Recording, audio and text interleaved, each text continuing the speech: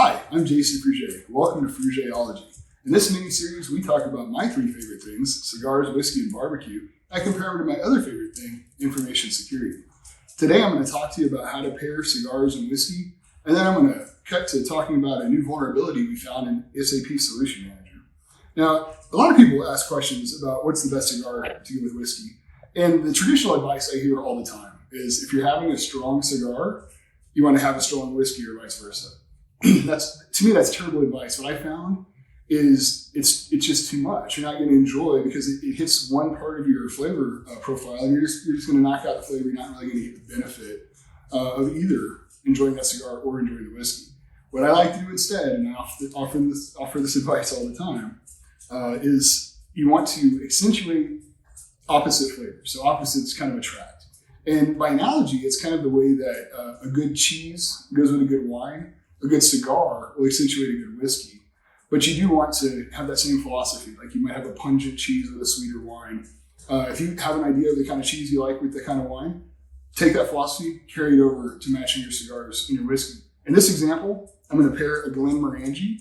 This is a Scotch. This is from the Highland region of Scotland, and this is a 10-year-old Glenmorangie. If I had to pick a daily Scotch to drink, it would be this. It's a fantastic Scotch. What I like about the Highland region Scotches is they tend to be a little sweeter. They don't have that smoky peat flavor that I don't really like that. So you may love it. It's just not for me. I like the sweeter Scotch. This has a little notes of honey in there and things like that. So what I want to do is pair that with a cigar that has some pepper to it, right? Because I have that sweetness. I want some heat from the cigar. One of my favorite cigars I've talked about before is this Casa Fernandez Agnorsa leaf. This is a fantastic stick, and it has those peppery notes that I like so much. So when I put these two together, I just really enjoy, hitting those different flavor centers in my mouth, and I get a great experience out of it. So I would encourage you to try these two sometime. So now I want to apologize right now for this hard transition. I normally try to make it a smooth transition, but this topic is big, and I just want to jump right into it. Onapsis recently announced a new solution manager or soulman vulnerability. And this one's particularly important because there are exploits for it in the wild. And so people are out there actively trying to exploit it using scripts they can easily download.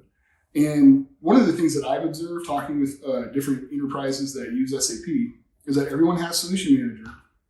And in their SAP landscape, they'll prioritize different SAP applications higher because they support critical functions. And while that's the right thing to do, Solution Manager, because it doesn't by itself support a critical business function, it gets deprioritized, and then patching it and governance also get deprioritized.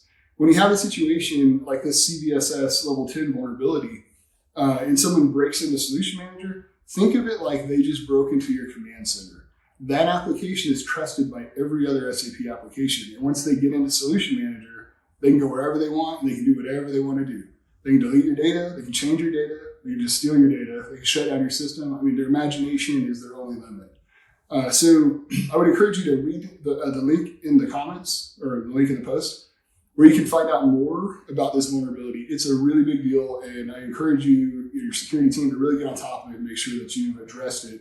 If you don't address it, you might not be able to enjoy a cigar or whiskey anytime soon, I'll tell you that. So listen, guys, I would encourage you to leave a comment. So maybe a cigar or whiskey pairing that you found that you like so other people can benefit from it. I'd love to see it. Thanks so much for tuning in. I'll see you next time on Frugé-ology.